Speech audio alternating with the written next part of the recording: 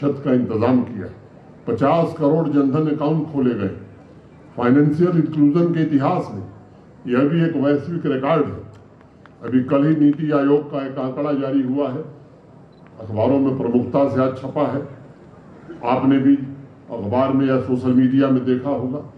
पिछले 9 वर्षों में हमारे देश के भीतर 24 करोड़ 82 लाख नागरिक गरीबी रेखा से बाहर निकले हैं। यह श्रेय भारत के प्रधानमंत्री को जाता है। भारत के इतिहास में मुझे लगता है कि इस तरह की प्रगति अनेक लोगों ने नहीं देखी थी। 12 करोड़ शौचालयों का निर्माण हुआ है। 40 करोड़ से ज्यादा लोगों को 50 करोड़ से ज्यादा लोगों को 5 लाख रुपए तक मुफ्त इलाज की सुविधा मिली है। 10 करोड़ से ज्यादा घरों को मुफ्त LPG कनेक्शन मिला है। अगर आप तुलना करेंगे समाज के सभी वर्गों के वेलफेयर के लिए, किसी अन्य देश में 1 दशक के भीतर शायद ही इतना काम हुआ है। इसलिए लोग कहने लगे कि भारत का स्वर्ण युग आ गया है।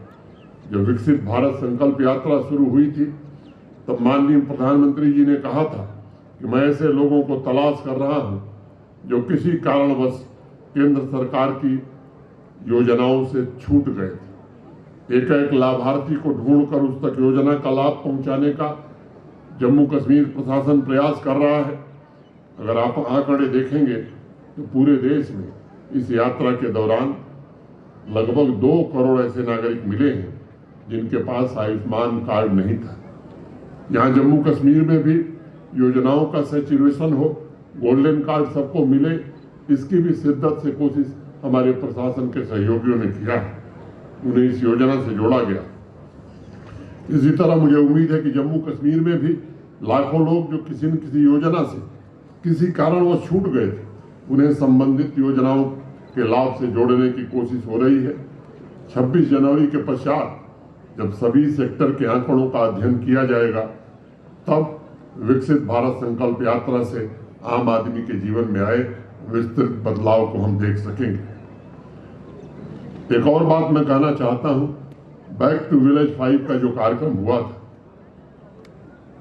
आने वाली 24 तारीख को, उसका एक बड़ा कार्यक्रम हम करने वाले। बैक टू विलेज में अनेक कार्यक्रम हो रहे थे। उसमें एक प्रमुख लक्ष्य प्रशासन का था कि हर पंचायत से 15 ऐसे यूथ को आइडेंटिफाई करना है जो सेल्फ एम्प्लॉयमेंट, स्वरोजगार चाहता है, और उसे आर्थिक मदद दे करके उसकी हैंड होल्डिंग करके उसे स्वरोजगार से जोड़ना है। मुझे बताते हुए प्रसन्नता है कि आने वाले 24 तारीख को इस बार 1100 करोड़ रुपए जम्मू कश्मीर के 90,000 नौजवानों को आत्मनिर्भर बनाने के लिए प्रशासन की ओर से उपलब्ध कराए जाएंगे। मैं जिला अधिकारी DC महोदय से भी निवेदन करूंगा कि अपने जिले की भी सूची आप देख लीजिए। अगर किसी पंचायत में संतृप्त लोग नहीं हुए, सैचुरेट नहीं हुए, 15 नौजवान नहीं है, तो अभी समय है।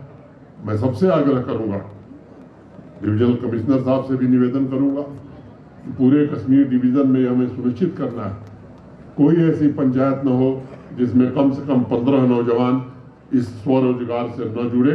अधिक जुड़े, कोई दिक्कत नहीं। आजकल विदेशी अखबारों में भी जम्मू कश्मीर में हुए बदलाव की चर्चा हो रही है। हालांकि कुछ लोग जिन्हें राजनीतिक शब्दावली से ही मोह है, वह कुछ भी नया स्वीकार करने के बजाय उसमें कमी ढूंढ लेते हैं, और मैं उसे अच्छा मानता हूं। जब कोई कमी की ओर ध्यान इंगित करता है तो सुधार करने का अवसर मिलता है। लेकिन सच ये है कि जम्मू कश्मीर में जो परिवर्तन हुआ है उसका प्रतिबिंब सभी जिलों में, मुफस्सल शहरों में नजर आ रहा है। अगर मैं बारामूला की ही बात करूं, डिस्ट्रिक्ट डेवलपमेंट का बजट 150 करोड़ हुआ करता था, 250 करोड़ हुआ, और इस वित्तीय वर्ष में, इस फाइनेंशियल ईयर में बारामूला का डेवलपमेंट बजट 1278 करोड़ है, 1278। दिसंबर तक 1084 प्रोजेक्ट पूरे कर लिए गए। इस साल बर्फ नहीं गिरी है। मैं ईश्वर से प्रार्थना करता हूं कि बर्फबारी जरूर हो, क्योंकि आने वाले समय में हमारे पावर प्रोजेक्ट तभी चलेंगे जब पानी उसमें रहेगा। गुलमर्ग में पहले 3 लाख 4 लाख लोग आते थे, पिछले साल 13 लाख लोग आए हैं। अब बर्फ नहीं पड़ेगी तो हमें परेशानी होगी। अभी 6 नए स्थान चिन्हित करके जिला प्रशासन यहाँ का मुंडदाजी, लाडू काजीनाग, राजपुरा, रामपुरा, यंबर जालवारी तथा उरी, यहाँ भी स्थानीय अर्थव्यवस्था को गति मिले, हजारों परिवारों को आजीविका के साधन उपलब्ध हो, प्रशासन इसमें काम कर रहा है। अन्य क्षेत्रों, प्रधानमंत्री ग्राम सड़क योजना में बारामूला के लिए 718 किलोमीटर सड़क स्वीकृत की गई थी, जिसमें 546 किलोमीटर रोड का निर्माण पूरा कर लिया गया। अभी बिजली व्यवस्था को सुदृढ़ करने के लिए आपने देखा कि चाहे वो ट्रांसमिशन की क्षमता हो या डिस्ट्रीब्यूशन की क्षमता हो, नए रिसीविंग स्टेशन बनाने का मामला हो, इनको द्रुत गति से पूरा किया गया है। 847 करोड़ रुपए की लागत से जल जीवन मिशन में हर घर नल से जल पहुंचाने के संकल्प को पूरा किया जा रहा है। सभी पंचायतों और म्यूनिसिपैलिटी में प्लेफील्ड की व्यवस्था हो, इसमें शिद्दत से काम हुआ है। बारामूला जिले में 2 स्टेडियम, एक बारामूला तथा एक सोपोर, और 2 इंडोर स्टेडियम, एक बारामूला और एक पट्टन। यह आकांक्षी जिला है, इसलिए स्वरोजगार, स्वास्थ्य, स्वच्छता, कृषि, हार्टिकल्चर, एजुकेशन पर विशेष बल दिया गया है। मेरे लिए व्यक्तिगत रूप से प्रसन्नता की बात है कि आज लगभग सभी डेवलपमेंट पैरामीटर्स पर बारामूला जम्मू कश्मीर के अग्रणी जिलों में शामिल हुआ है। यह सिर्फ जम्मू कश्मीर के प्रशासन की उपलब्धि नहीं, बल्कि मैं मानता हूँ यहाँ के चुने हुए जनप्रतिनिधियों और नागरिकों की भागीदारी से लक्ष्य प्राप्त करने में हमें सहायता मिली है। इस वर्ष भी हम सबका फोकस एंटरप्रेन्योरशिप तथा एजुकेशन होना चाहिए, ताकि हर एक नौजवान स्वावलंबी बने, भावी पीढ़ी अपना भविष्य खुद तय करे। एक बात हमेशा याद रखिएगा, यह अमृतकाल युवाओं का कालखंड है।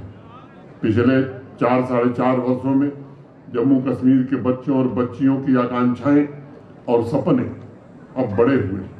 उसे पूरा करने में हमारे नौजवान बच्चे और बच्चियां जुटे हैं।